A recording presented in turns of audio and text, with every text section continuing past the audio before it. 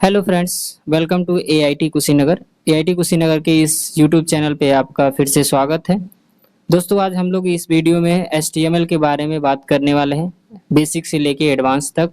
HTML क्या होता है, कहाँ पे इसका यूज होता है, तो ये वीडियो बहुत ही इंपॉर्टेंट होने वाला है। चाहे आप किसी भी फील्ड किसी भी टाइप के कंप्यूटर कोर्सेज को करना चाहते हो, चाहे वो ओ लेवल हो, एडीसीए, एडीएफए, या आप वेब डिजाइनिंग करना चाहते हो, या आप स्कूल्स में भी अगर एचटीएमएल पढ़ते हैं, तो ये सभी चीज़ें आपके लिए इम्पोर्टेंट होने वाला है। तो यहाँ पे सबसे पहले हम लोग देख लेते हैं कि व्हाट इज एचटीएमएल। एचटीएमएल क्या है, तो यहाँ पे फुल फॉर्म दिया हुआ है। आप इसका नोट्स भी आप चाहें तो राइट कर सकते हैं स्टॉप करके। सबसे पहले लिखा हुआ है कि HTML stands for hyper text markup language, इसका यहाँ पे फुल फॉर्म दिया हुआ है। उसके बाद दिया हुआ है it is the standard language used for creating web page. किसी भी वेब पेज को बनाने के लिए हमारा क्या होता है, एचटीएमएल का यूज होता है। ठीक है। अभी वेब पेज क्या है, जब भी आप वेबसाइट खोलते हैं तो वेबसाइट जो होता है वो अलग अलग पेजेस से मिलके बना होता है। जैसे कि हमारा बुक होता है, बुक में अलग अलग पेजेस होते हैं, सेम ऐसे ही आपका जो वेबसाइट होता है उसमें अलग अलग पेजेस होते हैं। तो पेजेस को डिजाइन करने के लिए बेसिकली जो हमारा सबसे पहला स्टेप होता है वो एचटीएमएल का काम होता है। नेक्स्ट इसमें दिया हुआ है HTML helps in structuring the content like text, image, video, links and more on the internet. कह रहा है कि इंटरनेट पे आप जब भी कोई भी वेबसाइट पब्लिश करते हैं तो उसमें जो भी आप इमेज, टेक्स्ट या वीडियो, लिंक, जो कुछ भी अगर आप ऐड करते हैं तो उसमें स्ट्रक्चर, उसके स्ट्रक्चर को बनाने के लिए सबसे इम्पोर्टेंट जो काम आपका होता है, सबसे इम्पोर्टेंट जो रोल निभाता है वो कौन है, एचटीएमएल है। अब देखिए एचटीएमएल जो है सबसे पहले जब स्टार्ट हुआ था तो कब स्टार्ट हुआ था बनना, इसका 1980 में स्टार्ट हुआ था। ठीक है। उसके बाद सेकंड उसका वर्जन जो आया वो 1986 में आया था, और अभी जो हम लोग लेटेस्ट वर्जन पढ़ रहे हैं HTML5, ठीक है, जो 1995 में लॉन्च हुआ था। यानी कि आज का अगर देखा जाए तो हम लोग 2025 में है, और 2000 यहाँ पे 1995 में लॉन्च हुआ था, यानी कि 13 ईयर्स हो चुके हैं इसको यूज करते हुए। अब यहाँ पे दिया हुआ है कि की फीचर्स ऑफ HTML, कुछ इसके फीचर्स दिए गए हैं। जैसे इसमें दिया हुआ है क्या चीज, HTML work on all operating system. HTML जो है वो सभी टाइप्स के ऑपरेटिंग सिस्टम्स पे वर्क करता है। जैसे आपका हो गया यहाँ पे विंडोज, मैक, लिनक्स, etc यहाँ पे दिया हुआ है।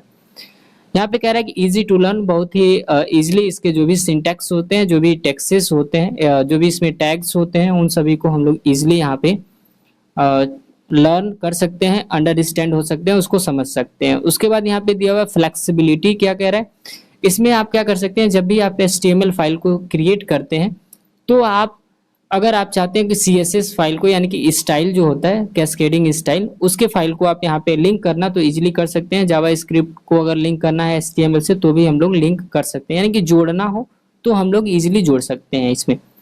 उसके बाद हो गया ओपन स्टैंडर्ड में, क्या कह रहा है कि नो लॉन्च रिक्वायर्ड, इसके लिए कोई भी आपको सब्सक्रिप्शन लेने की जरूरत नहीं होती है।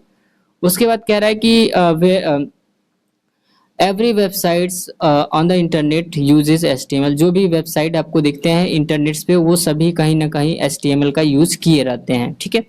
और उसके बाद यहाँ पे आगे स्ट्रक्चर्स, यहाँ पे स्ट्रक्चर दे रहा है कि कैसे सबसे पहले आपको, अगर आप यहाँ पे HTML का कोडिंग करेंगे तो सबसे पहले क्या चीज आपको देता है वो यहाँ पे शो कर रहा है। ठीक है। वन बाय वन यहाँ पे नीचे इसको एक्सप्लेन किया हुआ है, तो आप यहाँ पे देख सकते हैं एक्सप्लेनेशन में। सबसे पहले यहाँ पे दिया हुआ है डॉक्ट टाइप और HTML लिखा हुआ है। इसमें क्या होता है, डिक्लेयर्स द HTML वर्जन, ये आपका जो HTML वर्जन है, कौन सा वर्जन है उसको यहाँ पे ये डिटरमाइन करता है, बताता है। ठीक है। और उसके बाद यहाँ पे है, ये क्या कह रहा है कि HTML, उसके बाद अभी आपने देखा होगा कि यहाँ पे लिखा हुआ है कि HTML। उसके बाद तो HTML क्या करता है, आपका root element of the HTML, यानी कि सबसे जो जड़ कह सकते हैं, यानी कि सबसे पहला जो आपका हेड टैग होता है वो होता है आपका HTML टैग। ठीक है। नेक्स्ट आ गया आपका head tag, contains information like title and Meta data. यानी कि टाइटल में क्या होता है कि जो भी हेड में क्या होता है कि आपका यहाँ पे टाइटल होता है और मेटा डाटा होता है। ठीक है। टाइटल में जैसे आप वेबसाइट का नेम अगर लिखना चाहते हैं, जैसे आप मान लीजिए किसी भी नेम से, अपने जिस नेम से आप अपने वेबसाइट को सर्च कराना चाहते हैं वो हमारा टाइटल में यहाँ पे लिखा जाता है। ठीक है।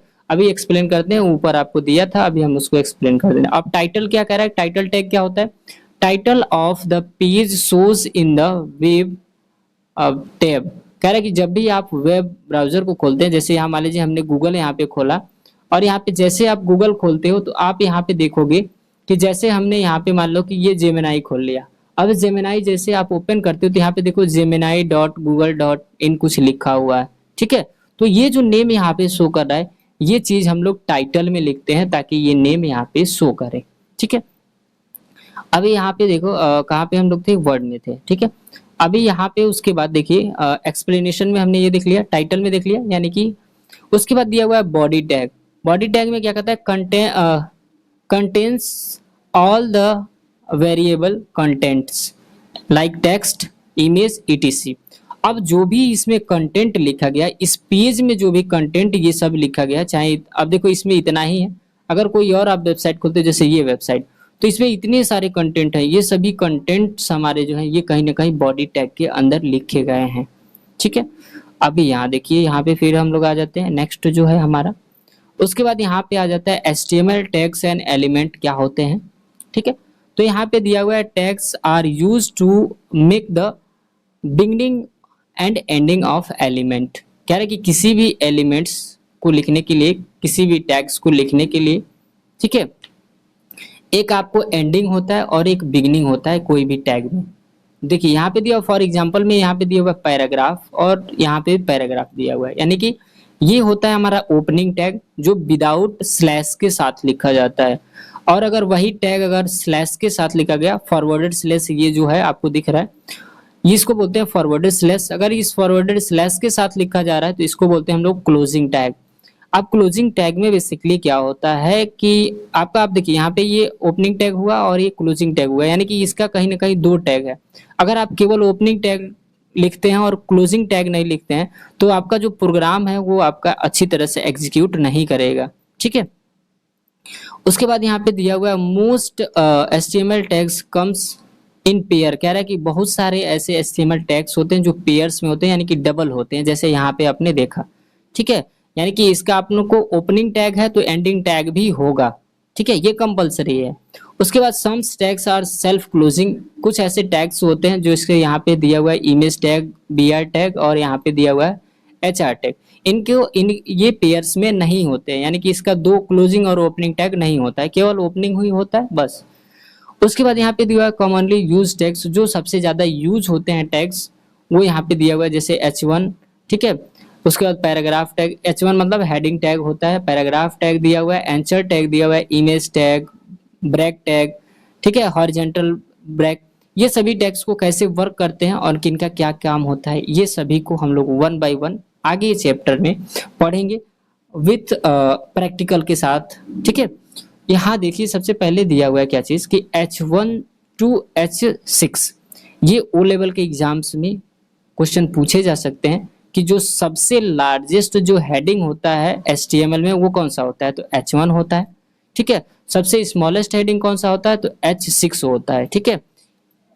उसके बाद यहाँ पे दिया हुआ है P यानी कि पैराग्राफ टैग। पैराग्राफ टैग ये जो भी चीजें लिखा हुआ है ये कहीं ना कहीं हमारा एक पैराग्राफ है, ठीक है, यानी कि सबका साइज, टेक्स्ट का साइज सेम है, ठीक है, यानी कि सब एक जैसे हैं, तो ये हमारा पैराग्राफ टैग हो जाता है। उसके बाद यहाँ पे दिया हुआ है A जिसको हम लोग आंसर टैग बोलते हैं, या इसका यूज कहाँ होता है, हाइपर लिंक को इंसर्ट करने में, लिंक्स को इंसर्ट करने के लिए इसका यूज किया जाता है। उसके बाद दिया हुआ है इसमें इमेज टैग।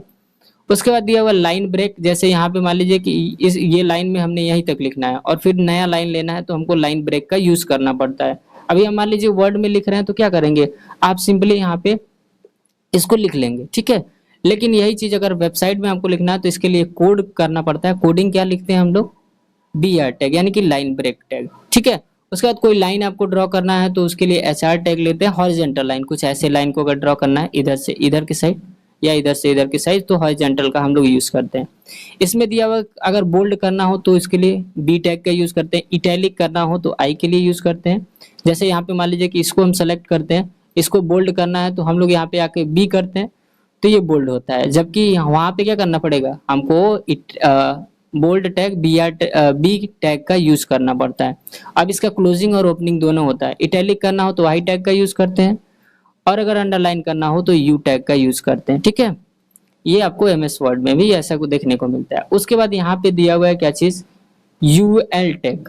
यूएल का मतलब अनऑर्डर लिस्ट यहाँ पे दिया हुआ है। जैसे हम लोग यहाँ पे लिस्ट बनाते हैं 1 2 3 करके ऐसे लिस्ट बनाते हैं, तो ये तो लिस्ट हो गया। लेकिन अनऑर्डर लिस्ट जैसे अगर मान लीजिए यहाँ पे दिया हुआ, सॉरी, यूएल, यूएल क्या है, अनऑर्डर लिस्ट। अनऑर्डर लिस्ट में जैसे ये बुलेट्स हो गया, ये बुलेट हम लोग यूज करते हैं जब भी हम लोग कोई भी कोई चीज का अगर लिस्ट बनाते हैं तो यहाँ पे हम लोग क्या करते हैं, बुलेट्स का यूज करते हैं। तो जब भी आप बुलेट्स का यूज करते हैं तो उसको हम लोग क्या बोलते हैं यहाँ पे, यूएल टैग, यानी कि अनऑर्डर लिस्ट, उसका कोई ऑर्डर नहीं है। यहाँ पे ओएल टैग यानी कि ऑर्डर लिस्ट। तो ऑर्डर लिस्ट में क्या होता है कि यहाँ पे कुछ ना कुछ नंबर्स या कोई भी चीज यहाँ पे लिखा होता है, अल्फाबेटिक हो सकता है या वो नंबर्स में हो सकता है, यानी कि ऑर्डर में लिखते हैं। और यहाँ पे दिया हुआ एलआई टैग यानी कि लिस्ट टैग। ठीक है, अब यहाँ पे देखिए अनऑर्डर लिस्ट और ऑर्डर लिस्ट दोनों दिया है, जो मैंने आपको बता दिया। यहाँ पे दिया हुआ है टेबल। अब अगर टेबल इंसर्ट करना हो तो हम लोग ये इधर से इंसर्ट कर सकते हैं, ठीक है, इसमें।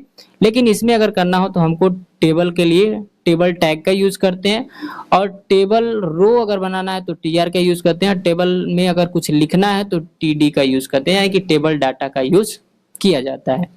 ठीक है, अब यहाँ पे दे रहा है क्या चीज कि एट्रीब्यूट क्या होता है। तो एट्रीब्यूट क्या होता है, एडिशनल, देखिए attribute gives extra information about the element, यानी कि कोई भी एलिमेंट अगर यूज कर रहे हैं तो उसके बारे में एक्स्ट्रा चीजें अगर आपको कुछ उसमें ऐड करना हो, उसमें एडिशनल चीजें ऐड करनी हो, तो आप लोग उसके किसका एट्रीब्यूट करते हैं, हम लोग एट्रीब्यूट का यूज करते हैं। ठीक है, एट्रीब्यूट हेल्प करता है हमारा उस चीज को करने के लिए। They are written inside the opening tag. अब ये जो एट्रीब्यूट होता है वो कहाँ पे लिखा होता है, ओपनिंग टैग के अंदर लिखा होता है। जैसे यहाँ पे एग्जांपल दिया हुआ है कि हमने इमेज टैग लगाया, इमेज भी लगा दिया। अब इमेज की लेंथ एंड ब्रीथ को अगर हमको बढ़ाना है तो यहाँ पे देखिए ब्रेथ बढ़ाना है, तो हमने क्या किया, ब्रेथ लिखा है और यहाँ पे 200 लिखा हुआ है। ठीक है, अगर इसको हाइट भी बढ़ाना है तो इसी में स्पेस करके और हम लोग क्या लिखते हैं, HEIGHT, हाइट, और हाइट करके इक्वल करके, और हम लोग क्या करेंगे, इन्वर्टेड कॉमा के अंदर, डबल इन्वर्टेड कॉमा के अंदर हम लोग क्या लिख लेते हैं, यहाँ पे मान लीजिए कि 200 अगर लेना है तो हाइट भी 200 करके और डबल इन्वर्टेड कॉमा क्लोज कर देंगे। तो ये जो ओपनिंग टैग के अंदर हम लोग एडिशनल चीजें करते हैं, ये हमारा कहलाता है एट्रीब्यूट्स। ठीक है, नेक्स्ट हमारा यहाँ पे आगे HTML5 वर्जन। अब क्या कि सपोर्ट्स जो HTML5 वर्जन है, यानी सबसे लेटेस्ट जो वर्जन है, वो कह रहा है कि supports audio video and graphics using. अब कह रहा है कि इसमें ऑडियो वीडियोस ग्राफिक्स सभी चीजें इसमें आप यूज कर सकते हैं, लगा सकते हैं, यूजिंग ऑडियो टैग का यूज करके, वीडियो टैग का यूज करके वीडियो लगा सकते हैं, कैनवास का यूज करके आप ग्राफिक्स का यूज कर सकते हैं। ठीक है, उसके बाद यहाँ पे दिया हुआ introduce symmetric tags like header. अब कह रहा है कि इसमें आपको कुछ टैग्स मिल जाते हैं, जैसे हेडर हो गया, फुटर हो गया, आर्टिकल्स हो गया, सेक्शन। ठीक है, ये सभी कुछ आपको एडिशनल चीजें यहाँ पे देखने को मिल जाते हैं। उसके बाद कह रहा है कि हमको क्यों HTML सीखना चाहिए, क्यों इंपॉर्टेंट है। तो यहाँ पे दे रहा है कि it is foundation of web development. किसी भी अगर वेबसाइट को आप बनाते हो तो ये फाउंडेशन है, यानी कि सबसे पहला जो आपका काम है वो क्या है, HTML का होता है। ठीक है, without HTML know web page can be exist. बिना किसी भी, अगर आप वेब पेज को बना रहे हो तो बिना HTML के आप किसी भी वेब पेज को नहीं बना सकते हैं। ठीक है, नेक्स्ट है आपका even if you want to learn advance web technology, HTML is first step. आप कितना हो एडवांस टेक्नोलॉजी का अगर यूज करना चाहते हो, वेबसाइट बनाना चाहते हो या AI, ये सभी चीज़ों का अगर यूज करना चाहते हो, इसको बनाना चाहते हो, तो इसका जो सबसे फर्स्ट स्टेप होता है वो होता है HTML, यानी कि HTML आपको कहीं ना कहीं सीखना ही पड़ेगा। समझा। चलिए, अभी ये चीज़ हो गया हमारा थ्योरेटिकल चीज़ है। अभी और भी बहुत सारी थ्योरेटिकल चीज़ें हैं, अगर आप इन सभी को लिखना हो तो वीडियो को पॉज करके आप यहाँ पे लिख सकते हैं। नेक्स्ट अभी हम लोग आ जाते हैं, देखते हैं कि आखिर जो HTML कोड यहाँ पे लिखा हुआ था, ये जो लिखा हुआ था, इसका यूज कहाँ पे करते हैं, कैसे इसका यूज करेंगे, ये चीज। तो देखिए HTML के कोड्स को लिखने के लिए, जैसे यहाँ मान लीजिए कि आपको भी पता है कि जो कंप्यूटर हमारा होता है वो हमारी इस लैंग्वेज को नहीं समझता है। अगर ये से हम लोग लिख दिए तो ये कहीं ना कहीं कंप्यूटर में क्या होता है कि जीरो और वन के फॉर्म में होता है, जिसको हम लोग बोलते हैं बाइनरी लैंग्वेज। ठीक है, अब इसको बाइनरी लैंग्वेज में कन्वर्ट करने के लिए, ठीक है, कहीं ना कहीं हमारा एक कंपाइलर या इंटरप्रेटर का यूज होता है। ठीक है, अभी यहाँ पे हम लोग देख लेते हैं कि जो ये HTML है इसको कैसे हम लोग रन कर सकते हैं। तो देखिए, HTML को रन करने के लिए, इसको राइट करने के लिए, इस कोड्स को लिखने के लिए हमारे पास अलग अलग सॉफ्टवेयर्स होते हैं। ठीक है, एक तो सॉफ्टवेयर अगर आप डाउनलोड नहीं करना चाहते हो, ऐसे ऑफलाइन करना चाहते हो, तो आप नोटपैड का यूज कर सकते हैं, जो ऑलरेडी आपके कंप्यूटर में होता है। ठीक है, और एक हमारा होता है क्या चीज कि आप ऑनलाइन भी इसका यूज कर सकते हैं। ठीक है, तो अगर सिंपल में अगर आपसे कहा जाए तो आप क्या कर सकते हैं, VS कोड का आप इंस्टॉल कर सकते हैं, VS कोड, या आप चाहें तो क्या कर सकते हैं, सबलाइम टेक्स्ट का भी यूज कर सकते हैं। ठीक है, जैसे यहाँ पे हम सर्च कर लेते हैं कैसे सबलाइम टेक्स्ट को यहाँ पे इंस्टॉल करेंगे, कैसे डाउनलोड करेंगे, ये चीज हम लोग यहाँ पे देखने वाले हैं। तो यहाँ पे हम लोग लिख लेंगे सिंपल सबलाइम। ठीक है, तो यहाँ पे जैसे टेक्स्ट एडिटर डाउनलोड, इस पे क्लिक करेंगे और जैसे आप क्लिक करेंगे तो आप पाएंगे कुछ इस टाइप का आपको यहाँ पे लोगो बना हुआ दिखे। तो इसमें से आप कोई भी आप चाहें तो जो भी आप चाहें इसमें से डाउनलोड कर सकते हैं। यहाँ पे जैसे हम क्लिक किए तो यहाँ पे देखिए, अभी जैसे आप क्लिक करेंगे तो कुछ आपको इंटरफेस इस टाइप का दिखेगा। अब यहाँ पे जैसे दिख रहा है तो आपको किस विंडोज के लिए आपको चाहिए या मैक के लिए चाहिए।